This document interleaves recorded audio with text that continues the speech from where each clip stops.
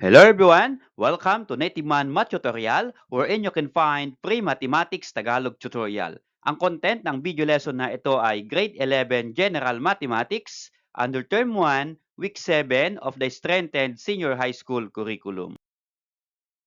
For today's video lesson, we are going to discuss how to calculate the volume of a three-dimensional figures such as prisms, pyramids, cylinders, cones, and spheres. But before we discuss this lesson, if you are not yet subscribed to this channel, please subscribe for more video lesson. So what are you waiting for? Let's begin! The learning competency of this lesson is calculate the volume of prisms, pyramids, cylinders, cones, spheres, and combinations of these. Again, this is under Term 1, Week 7 of the Strengthened Senior High School Curriculum. And for the objectives, at the end of the lesson, you will be able to, number 1, recognize and describe the components needed to compute the volume such as height, radius, and base area. Number 2, identify formulas for finding the volume of prisms, pyramids, cylinders, cones, and spheres. Number 3, calculate the volume of each solid figure using correct substitution and mathematical operations. And number 4, apply volume formulas to solve real-life and word problems including composite figures. To start, let us recall the different three-dimensional figures that we discussed in the previous video. So these are the different three-dimensional figures. Okay, so here, let us recall what is the name of this three-dimensional figure that is called the cone. How about this one? That is the sphere. How about this? This is called cylinder. Then, how about this one? So this is called triangular prism. Okay, how about this figure? That is cube. The next one, that is rectangular prism. How about this one? So that is rectangular pyramid. And the last one is square pyramid. Okay, let us define what is a volume. Volume is the amount of space occupied by a three-dimensional 3D solid figure. It is measured in cubic units such as cubic centimeter, cubic meter, or it can be cubic feet. Calculating volume helps determine how much a container can hold or how much space an object occupies. So the keyword when we talk of volume is that the amount of space occupied. At ang pwede lang pong merong volume is that a three-dimensional solid figure. Okay, so I'm going to present the different solid figure together with their formulas to calculate its volume. Okay, so the first solid figure is a cone. So the volume of a cone is equal to 1/3 times pi times r squared times h. So what is this formula all about? Wherein r is the radius and h is the height. Another solid figure is the sphere. Okay? The formula for the volume of sphere is volume is equal to 4/3 times pi times cubic r. And r is the radius. Okay? How about the third one? Cylinder. The volume of cylinder is equal to pi r squared height, wherein r is radius and h is the height. Another one, solid figure. We have the so-called pyramids. Okay, so for pyramid, we have rectangular pyramid and we have the square pyramid. Okay, so this is the formula to get the volume of a pyramid. We have V is equal to 1/3 times B times H. So what is this formula all about? So B there is the base area and H is the height. Another solid figure is the cube. And the formula to calculate its volume is V is equal to S cube, wherein S is the side. Another solid figure, rectangular prism. The formula is V is equal to length times width times height. Okay? And another one, the triangular prism. So the formula to get the volume of triangular prism is V volume is equal to 1/2 times B times H times L. So what are those variable in the given formula? B stands for the base, L for length, and H for the height. Okay, so I'm going to present different examples applying the formulas in calculating the volume of a solid figure. Okay, let's start calculating the volume of a three-dimensional figure. We start by solving volume of cones. Here is our example A. Find the volume of the following cones. We have number 1 and we have number 2. Okay, let's start calculating the volume of this cone. So ito po yung ating cone and we're going to identify what are the given data in the figure. Okay, so we have this line. This is 2 centimeters. So ano po ang tawag sa line na ito? This is called the radius. So the radius is equal to 2 centimeters. How about this line? Okay, so this line represent the height of the cone. So the height is equal to 6 centimeters. Now, to calculate its volume, we are going to substitute on the formula of volume of the cone. So here, the formula is V is equal to 1/3 times pi times r squared times h. Okay, so here, we're going to substitute. So volume is equal to 1/3 is constant, then times pi. So r squared, so r is 2 centimeter or the radius is 2 centimeter, so 2 cm, and then square because we have r squared here. And then times height, h. So the height of the cone is 6 centimeter, so times 6 centimeter. So what is mean by 2 cm square? So ito po yung ating first na isi-simplify before we multiply. Okay, so 2 cm square mean to say 2 cm times 2 cm. So dalawa pong 2 centimeter po yan. Okay, so here how to simplify? We can multiply this one 2 cm times 2 cm times 6. Okay? That is equal to 24. So let's try. 2 times 2, 4. 4 times 6, 24. And then, para po sa unit, we have cm, cm, cm. So how many cm are there? There are 3. So pagsama-samahin po natin, that will become cm cube or cubic centimeter. Okay, so here, you just copy 1/3 and pi. Now, what's the next step? We're going to multiply 24 times pi times 1. Okay? And then, divided by 3. So, pwede pong ganyan. Okay? 1 times pi is pi, and pi times 24 is 24 pi divided by 3. Okay? And here, you can simplify 24 divided by 3. That is equal to 8. So, we have now 8 pi cubic centimeter. So here, pwede na pong sagot itong 8 pi cubic centimeter.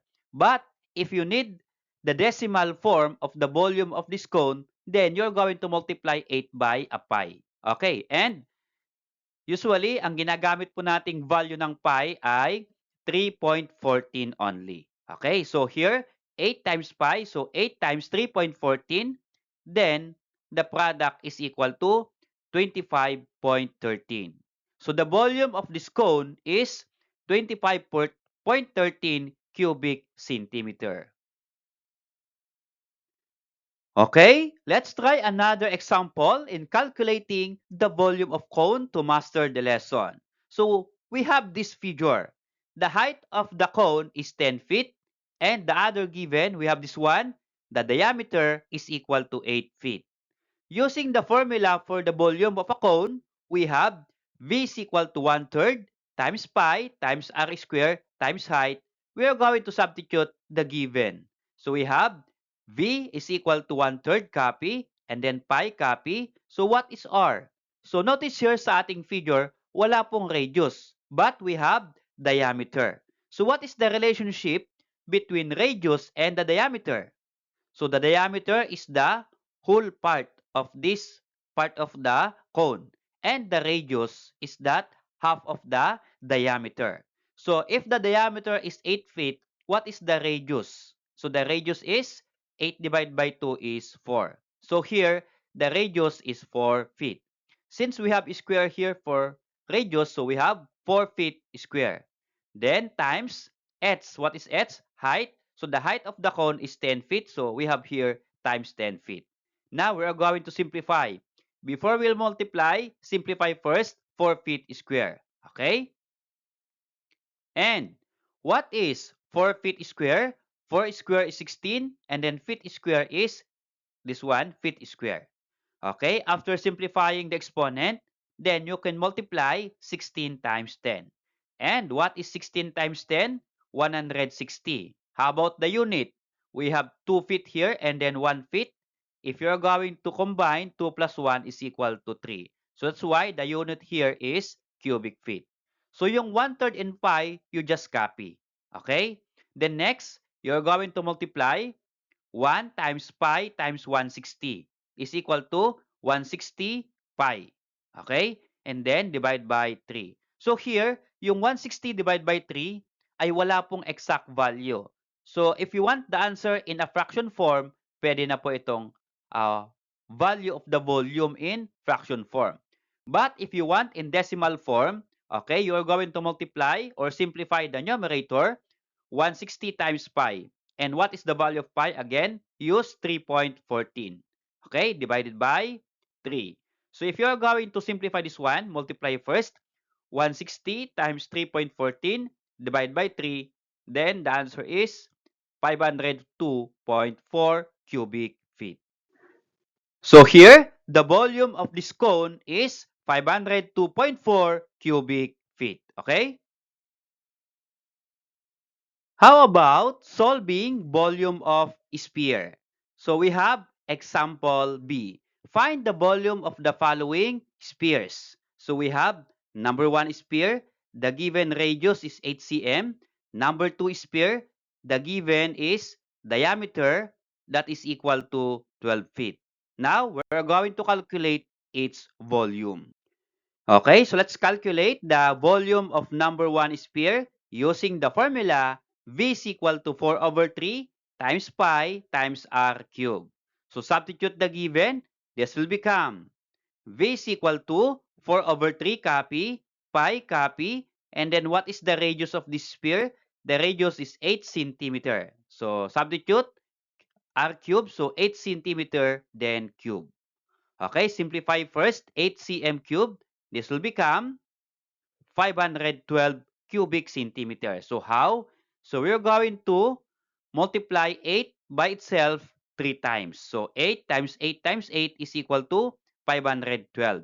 And then for the unit, we have cm cube. Okay? So just copy 4 over 3 pi. And then what's next? You can multiply 4 times 512 times pi. So kung gusto po ninyo in a fraction form, you can use this volume of the sphere in fraction form. So if you are going to multiply 4 times 512, that is equal to 2048, and then yung pi, okay, this one. Then divided by the denominator 3. And then the unit, cubic centimeter. So pwede na po itong sagot in a form of fraction. Okay? But if you want in decimal, you're going to multiply 2048 times pi. And the value of pi is 3.14. And then divided by 3. So multiply first 2048 times 3.14. Okay, we have 6,430.72. And then divide by the denominator 3. And then if you're going to divide, then the quotient is 2,143.57 cubic centimeter. So this is the volume of the given sphere. Okay? How about the given sphere? So, ang given data po sa ating sphere is that diameter is equal to 12 feet. Now, how to calculate the volume of this sphere? Using again the formula, V is equal to 4 over 3 times pi times r cubed. So, just substitute the given. So, ang kailangan po natin dito ay radius. But, radius is not given in our figure. Ang given po ay diameter. So, again, we are going to divide 12 by 2 to get the radius. So, again, radius is half of the diameter. So, yung kalahati po ng diameter na 12 is equal to 6 feet. So, that's why radius here is 6 feet. And then, yung exponent na 3. So, 6 feet cubed. So, simplify first, 6 feet cube, that is equal to 216 cubic feet. So, again, 6 cube means 6 times 6 times 6, that is equal to 216. And you can multiply again the numerator. 4 times 216 is equal to 864 and then yung pi. So, 864 pi. Divide by 3 and then the unit cubic feet. Okay, so here, pwede na po yan na magiging sagot in fraction form. Again, if you want the answer in decimal form, then you're going to multiply 864 by the value of pi. And pi is 3.14, then divide by 3 again. So multiply and then divide. And the answer is 2,712.96 cubic feet. So, paano po ba ito mapalabas? Pwede pong i-multiply nyo muna yung numerator, 864 times 3.14 and then equals, then the answer divide by 3. And ang lalabas po sa calculator is that 2,712.96 cubic feet. And that is the volume of the given sphere. Again, pwede pong fraction form, pwede naman pong decimal form ang volume ng sphere. Okay? How about solving the volume of cylinders? We have example C. Find the volume of the following cylinders. At ito po yung ating 2 cylinders. In the first cylinder, the height is 8 cm and the radius is 3 cm. For the second cylinder, the height is 5 feet and the given here diameter is equal to 8 feet. Now, we are going to calculate its volume of these 2 cylinders. For number 1 cylinder, we are going to calculate its volume by using the formula V is equal to pi r squared h. And what is r? That is the radius. What is h? That is the height of the cylinder. So to solve, all you have to do is substitute the given. Okay, just copy pi and then times r is radius, so 3 cm. So 3 cm and then we have square, kaya 3 cm square. And then times height, the height of the cylinder is 8 cm, so times 8 cm here. So before you multiply, you're going to simplify first the exponent. So this will become, what is 3 cm square? That is equal to 9 cubic centimeter or 9 cm square. So again, 3 square is 9, 3 times 3 is 9, and then square, centimeter square or square centimeter. Okay. So, pwede na po tayong mag-multiply. We can multiply 9 times 8, that is equal to 72. And then pi, kaya 72 pi. And then for unit, we have, okay, 2 cm and 1 cm here. So, 2 plus 1, that is equal to 3. So, that's why we have cubic centimeter. So, pwede na po itong maging sagot as the volume of the given cylinder. Okay, using pi. But if you want the answer in decimal form, then you multiply 72 times the value of the pi, which is 3.14. So 72 times 3.14, that is equal to 226.08 cubic centimeter. Okay? So that's the volume of the given cylinder. So again, pwede pong sagot in a form of pi, can be in a form of decimal. How about the second cylinder? The height of this cylinder is 5 feet and the diameter is 8 feet. We are going to calculate its volume using the formula V is equal to pi r squared times height. Substitute the given. R is radius and h is height. So we have V is equal to pi and then radius. Wala pong radius na naka-indicate but we have diameter. So we can get the radius from the diameter. Again, the radius is half of the diameter. So that's why 8 divided by 2 is equal to 4. Kaya po we have the radius here is 4 feet. And then square times the height of the diameter is 5 feet. So times 5 feet. So simplify first is 1. 4 feet square means 4 feet times 4 feet. And that is equal to 16 feet square. Okay? And then you can now multiply it by 5 after simplifying the square. So 16 times 5, that is equal to 80. And then you indicate pi. So 80 pi. And then yung unit po natin, feet square. And then feet. So pag pinagsama po, 2 plus 1 is equal to 3. So we have cubic feet.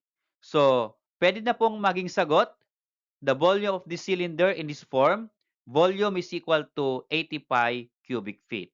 But if you want in decimal, again, you multiply 80 by the value of pi, which is 3.14. So 80 times 3.14, that is equal to 251.2. And then the unit, cubic feet. Okay? So that's the volume of the given cylinder. Again, pwede po in a pi form at pwede naman po in a decimal form. Okay?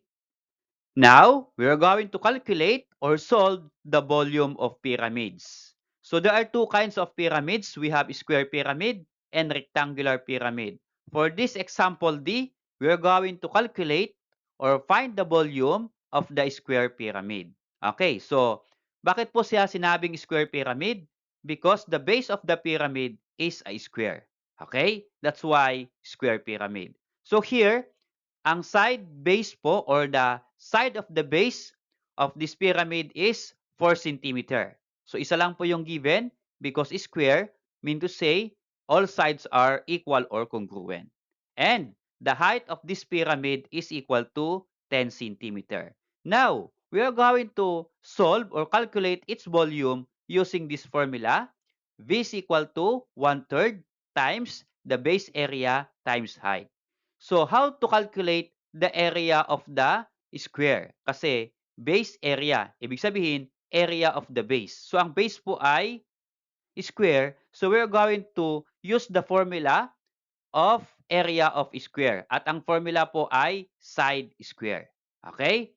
And then, its height. So, we are going to substitute the given. So, this will become V is equal to copy 1/3. And the side of the base is 4 centimeters. So we have here 4 centimeter and then square. And the height of this square pyramid is 10 cm. So times 10 cm. Okay, so this is multiplication. But before we multiply, we are going to simplify first the exponential form here or 4 cm square. So how to simplify? This will become 4 times 4 is equal to 16. Or 4 square is equal to 16. And then cm square is square centimeter. Okay. So just copy 1/3 and then 10 centimeter. So ito lang pong 4 cm ang in-square po natin. Okay. So now we can multiply 16 times 10. That is equal to 160. And then the unit square centimeter and then centimeter. If you're going to multiply, add the exponent. 2 plus 1 is equal to 3. So we have here cubic centimeter. And then what's next? So multiply 1 times 160. Okay, so 1 times 160 is 160. Then divide by 3. So here, if you're going to calculate its volume in decimal form, pwede po itong 160 divided by 3 is equal to 53.33. So, pwede pong ang volume ng square pyramid ay in fraction form or it can be in decimal form. Okay? So, in fraction form, 160 over 3 cubic centimeter and in decimal form, 53.33 cubic centimeter. Okay? How about the other kind of pyramid, which is the rectangular pyramid? So kanina ay square pyramid, now rectangular pyramid. So in the given pyramid, the base is a rectangle. So that's why this is called rectangular pyramid. Okay? So if the given base is a rectangle, so we need the measurement of the length and then the width of the rectangular base. And then to calculate its volume, we need the height of the square or rectangular pyramid. Okay, so here, the formula is V is equal to 1/3 times base area times height. Okay, substitute the given. So we have 1/3. Since the base of the pyramid is rectangle, then to calculate its area, that is length times width. Okay, so the base area is length times width and then times height. So substitute the given. This will become 1/3 times what is length? The length is 6 centimeter. So this one times width. W is 4 cm. So times 4 cm. And then times height. The height of this pyramid is 9 cm. So that's why we have 9 cm here. Okay? So pwede na pong i-multiply ng diretso po yon. So this will become, we have 6 times 4 is 24 and then times 9. But if you want shortcut, pwede naman pong 6 times 4 times 9. Okay? So here, para po maintindihan po nung iba na mahirap intindihin ang math, so we can simplify first this one. 6 times 4 is 24. And then 24 times 9, that is equal to 216. So we have here cm, cm, cm, tatlong cm, kaya cubic cm po yan. Okay? So 216 cubic cm times 1/3. So how to simplify? You can multiply 1 times 216 is 216 and then divide by 3. Okay, so here, pwede na po iyan nasagot in fraction form. How about if you want to answer in a whole number or decimal form? So if you're going to simplify, 216 divided by 3 is 72. So meron po palang whole number na pwede pong sagot for the volume. Okay? So 216 divided by 3 is 72. So the volume of this rectangular pyramid is 72 cubic centimeter. Next, we are going to calculate the volume of prisms. For example F, find the volume of the rectangular prism. So ito po yung ating rectangular prism. And the given parts of the rectangular prism are length L 6 cm, width W 4 cm, and its height is 9 cm. So to calculate the volume of this rectangular prism, just use the formula, volume is equal to length times width times height. Okay, substitute the given. So we have volume is equal to length is 6 cm, so this one, times W, width is 4 cm, times height 9 cm. So wag po kayong malilito, x here is times, but in high school, junior and senior high school, we usually use close and open parentheses to indicate multiplication. Okay? So that's why from the symbol x of multiplication to close and open parentheses. Okay? So pwede na pong diretsong i-multiply. 6 times 4 is equal to 24 and 24 times 9 that is equal to 216. And for the unit, we have cm, cm, cm. So how many cm? 3. That's why we have cubic centimeter. Okay? So the volume of that rectangular prism is 216 cubic centimeter. How about the volume of this triangular prism? So find the volume of the triangular prism. So ito po yung tinatawag nilang triangular prism. So what are the given parts of this triangular prism? We have the length L 10 cm, we have the base 3 cm, and we have the height. This one is the height of this triangular prism, that is equal to 5 centimeter. Okay? Calculate the volume of this triangular prism by using the formula 1/2 times base times height times length. Okay? Substitute the given. This will become 1/2 times, what is the base? 3 cm. So we have 3 cm here, times height. Height is 5 cm. So this one. And times L or length 10 cm. Okay, this one. So we have 1/2 times 3 cm times 5 cm times 10 cm. Okay? You can multiply 3 times 5, 15. 15 times 10, that is equal to 150. And then for unit, we have cm, cm, cm. There are 3 cm, so that's why we have here cubic centimeter. Okay, so 1/2 of 150. So here, you can multiply 1 times 150 is 150 divided by 2. Do we have exact value for 150 divided by 2? Yes, that is equal to 75 cubic centimeter. Okay? So the volume of this triangular prism is 75 cubic centimeter. Now, we're going to solve the volume of a real-life 3D figures. Ito po yung application in real life. Problem number 1. A pet store owner has an aquarium that is 60 centimeter long, 30 centimeter wide, and 40 centimeter high. How much water can the aquarium hold when it is full? Okay? So how to answer the problem? In answering this kind of problem, especially ito po ay geometry, we need to illustrate or draw the problem. Ito drawing natin kung ano po yung sinasabi ng problem para mas madali po nating isolve yung hinahanap ng problem. Okay? So if you're going to draw, the problem is all about aquarium. Okay? It says there that the aquarium 60 centimeter long. Mean to say the length of the aquarium is 60 centimeter. Then 30 cm wide. So what is meant by wide?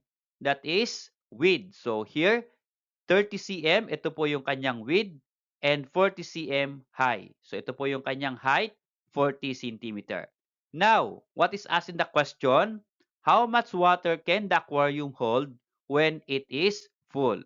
So pagpupunuin natin, okay, how much water kaya ang kaya niyang i-accommodate? Okay, so here, this is the formula for the volume of what you call this one?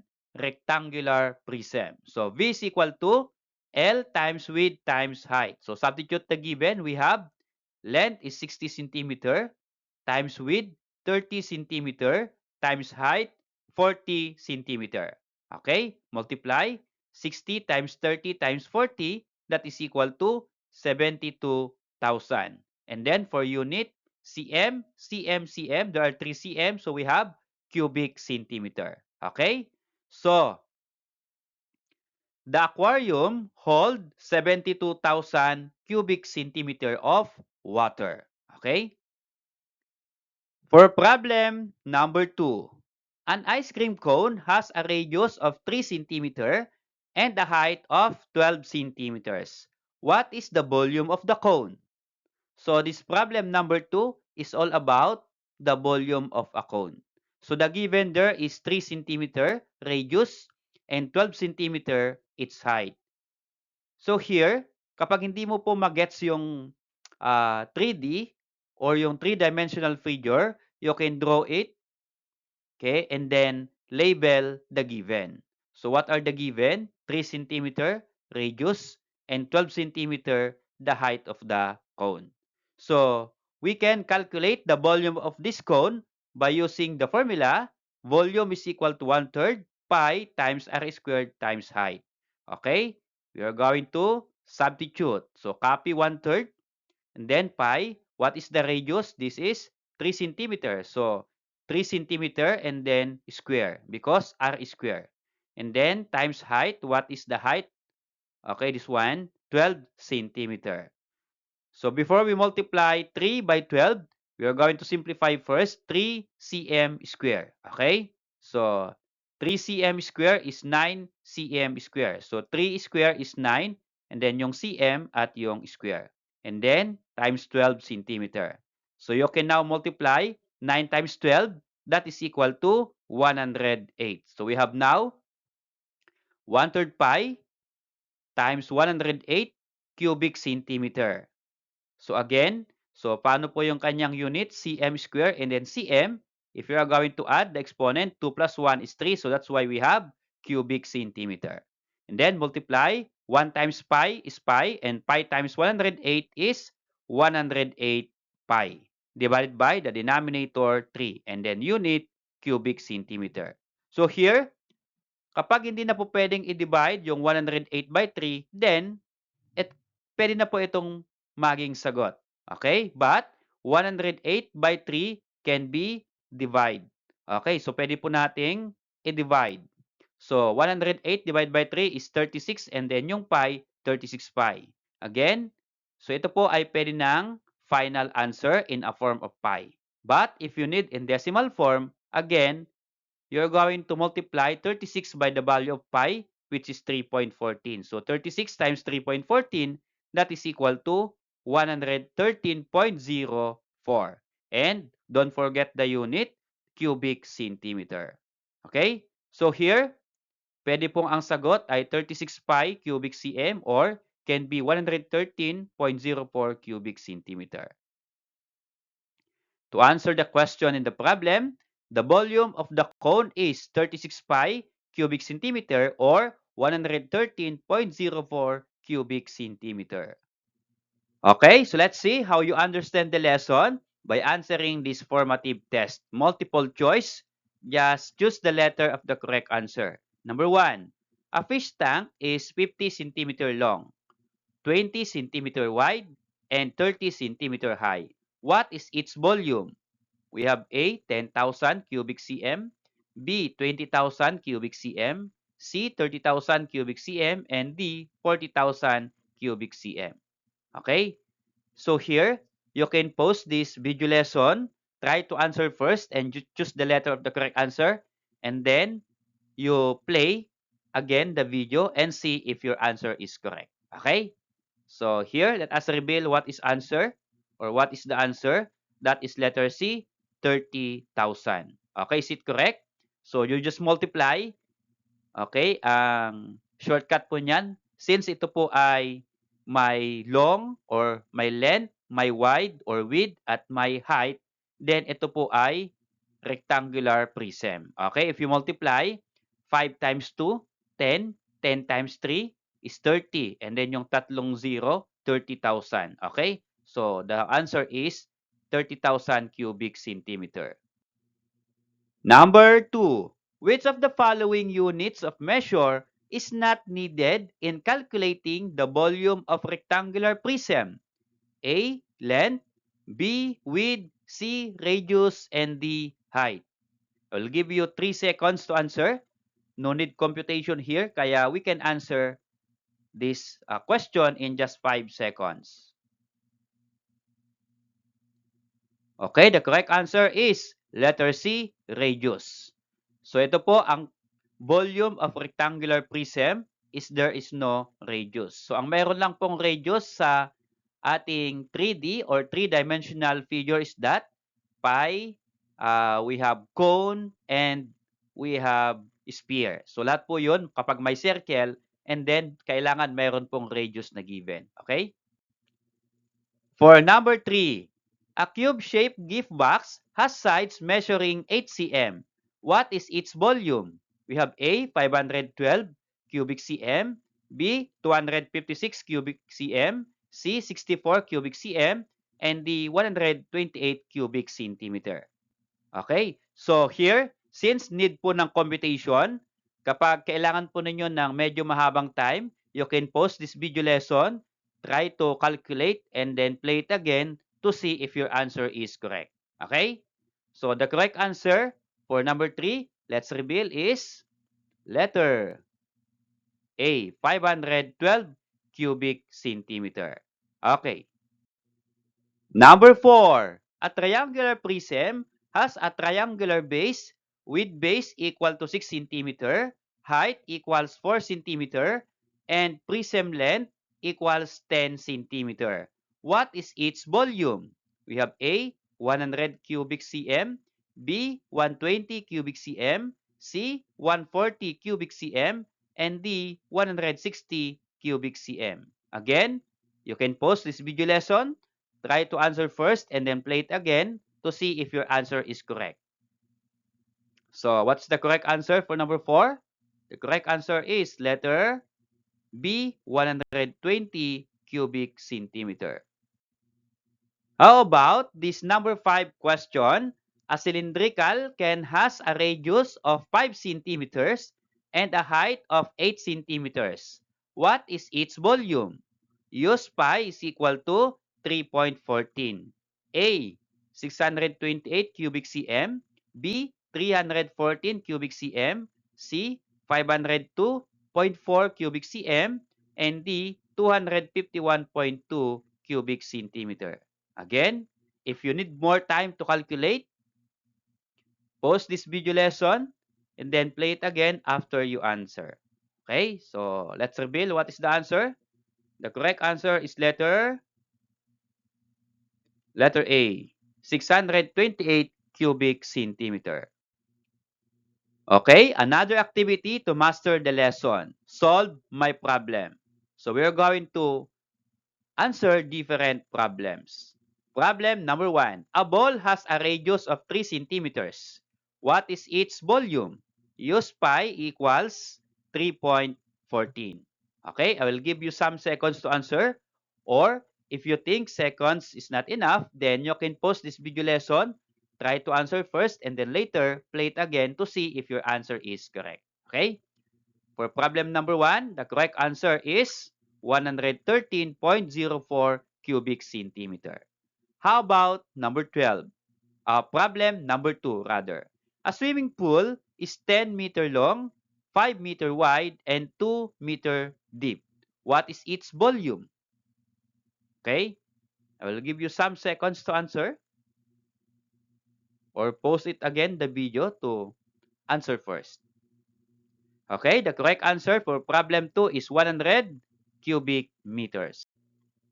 How about problem number 3? A cube-shaped storage container has an edge length of 12 meters. What is its volume?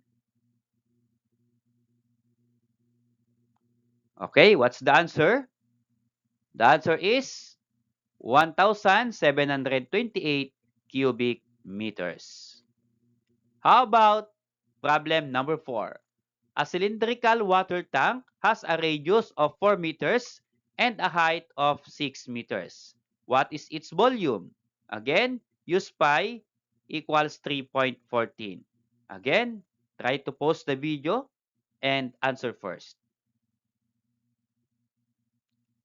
So, the answer for problem number 4 is 301.44 cubic meters. Last, problem number 5. A triangular prism has a triangular base with base 8 cm and height equals 5 cm. The prism is 15 cm long. What is the volume? Okay? Again, you can pause this video lesson. Answer first. So what's the correct answer for problem number 5? The answer is 300 cubic centimeter. Okay? So here, if you got 5 out of 5 for this problem, then congratulations. Okay? Thanks for watching, guys. I hope you learned from my simple video lesson. See you on my next discussion about converting currencies and time and using skills in maps in traveling decision.